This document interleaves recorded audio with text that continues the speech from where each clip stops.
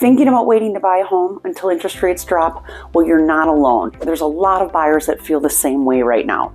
But waiting might actually cost you more money than you think. Hey there, I'm Kelly Domaille at Domaille Real Estate here in Rochester, Minnesota. And before we dive in, I'd love it if you'd hit that like button, subscribe to our channel for more information on when buying or selling is right for you.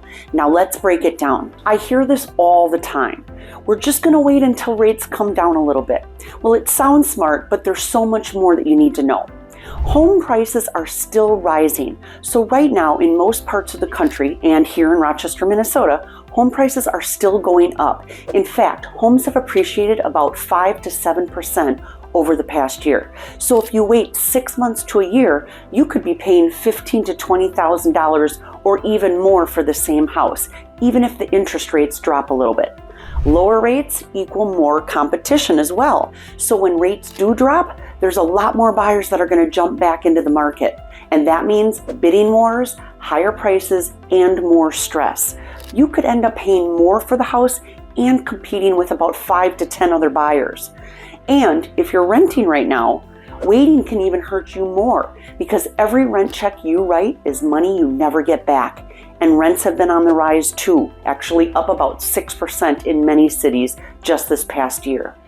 So owning a home lets you lock in your monthly payment while renters keep facing higher costs year after year. Now let's say you're buying a $300,000 home today with 7% interest rate. Your monthly payment might feel high, but if prices go up even 5%, that same home could cost you $315,000 or more next year. So even if rates drop half a point, your overall cost could still be higher because the price went up. So remember this, you marry the house, but you date the rate. You can always refinance later when rates drop, but you lock in today's price forever and you don't lose the home that you want. I hope this helps you see the bigger picture. And if you want to talk about what buying now could look like for you, whether you're renting, buying your first home, or just thinking about a move, please reach out. I'm here to help you make smart moves, not rushed ones. So I hope this helps you see the bigger picture. And if you want to talk about what buying now could look like for you, whether you're renting, buying your first home, or you're just thinking about a move, please reach out because I'm here to help you make smart moves, not rushed ones.